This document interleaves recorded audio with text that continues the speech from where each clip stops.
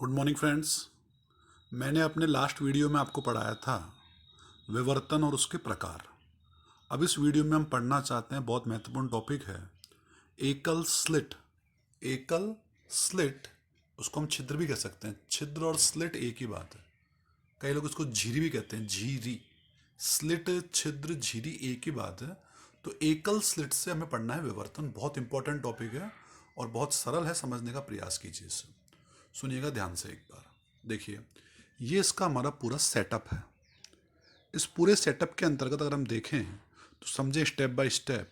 तो देखिए, एस क्या है? एस एक एकवर्णीय प्रकाश का स्रोत है।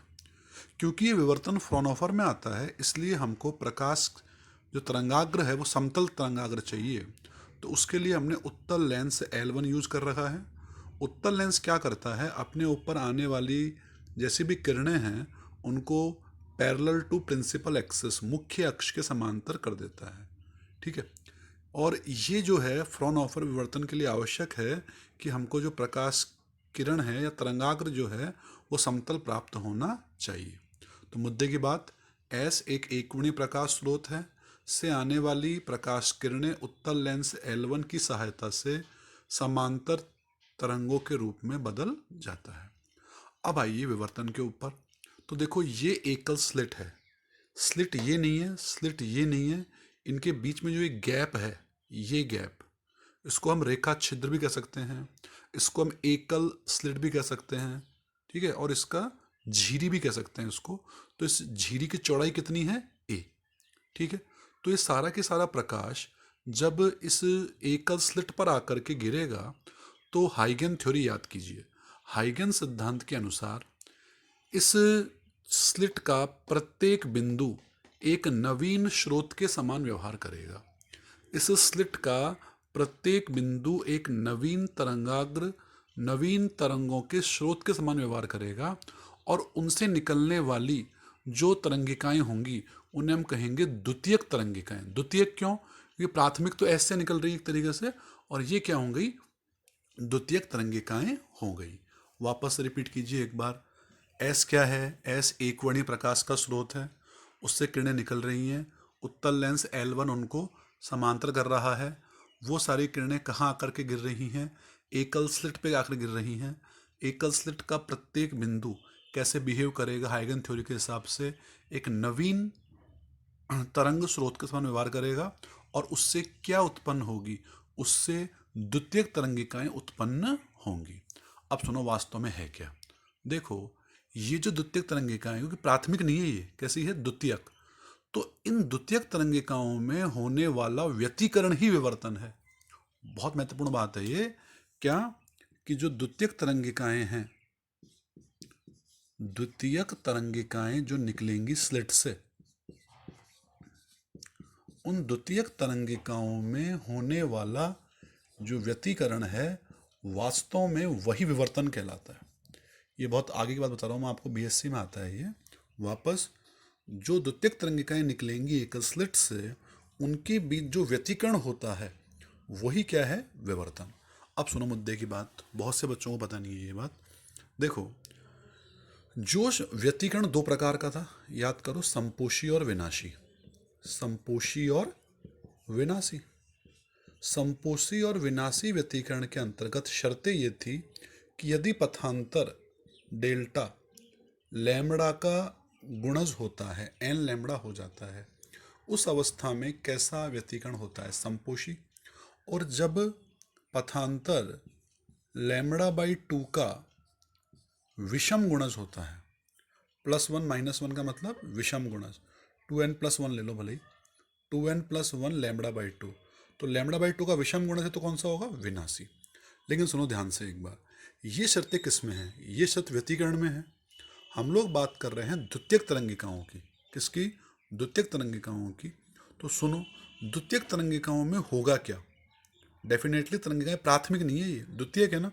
तो द्वितीयक तरंगिकाओं में जो शर्तें थी संपोषी और विनाशी की, वो उलट जाएंगी। मतलब द्वितीयक तरंगिकाओं के व्यतिकरण में जो है, वो जो शर्त संपोषी में थी वो अब विनाशी में हो जाएगी, और जो विनाशी में है वो किस में हो जाएगी, समपोशी में। आई बात समझ में? यानी व्यतिकरण और विवर्तन में समपोशी और विनाशी की शर्तें आपस में उलट जाती हैं। ये बात आपको ध्यान रखनी है इसके अंतर्गत। ठीक है, चलिए वापस टॉपिक पे आते हैं हमारे पे।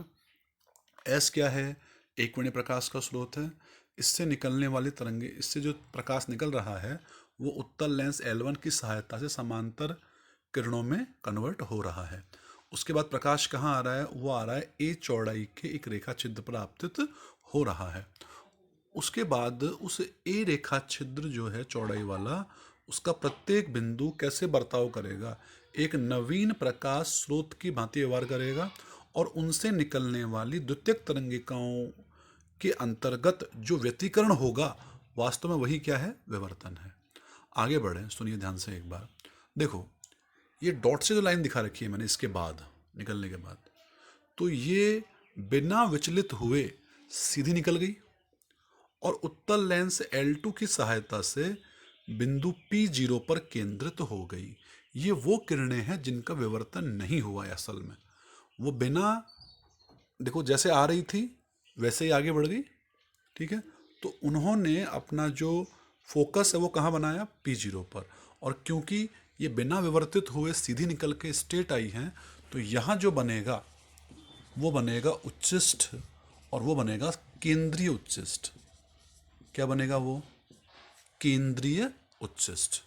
ठीक है, वे प्रकाश किरणें जो बिना विचलित हुए स्ट्रेट निकल जाती हैं, वे बिंदु P0 पर अधिक चमकीला, अधिक चमक वाला उच्चिष्ट बनाती है और उसे हम कहते हैं केंद्रीय उच्चिष्ट।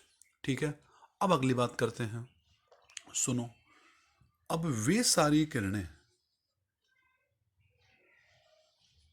जो थीटा एंगल से विवर्तित होती हैं, कितने एंगल से? थीटा से विवर्तित होती हैं, वे सारी कहाँ मिल रही हैं? वे मिल रही हैं P डैश पर जाकर। कहाँ मिल रही हैं वो? P डैश पर जाकर। तो P डैश पर भी उच्चिष्ट बनेगा, P डैश पर भी उच्चिष्ट बनेगा, पर क्या वो सेंटर होगा? क्या मुख्य होगा क्या? नहीं, वो मुख्य नहीं होगा, वो होगा गौण उच्चिष्ट। कैसा होगा वो? गौण। मुख्य या केंद्रीय उच्चिष्ट तो कहाँ बनेगा? सेंटर में बनेगा। और ये सब क्या बनेंगे? गौण उच्चिष्ट बनेंगे। ये बात समझ में आती है हमारे? ठीक है, वापस रिपीट कीजिए। बताओ, रेखा छिद्र जो ए है उससे निकलने वाली तरंगिकाएं जो बिना विचलित हुए सीधी निकल गई, वे सारी कहाँ केंद्रित हो रही हैं? सर, वे सारी बिंदु P0 पर केंद्रित हो रही है। और वे किरणें जो थीटा कोण पर विचलित हो रही हैं, वे सारी कहाँ मिल रही हैं? वे सारी हमें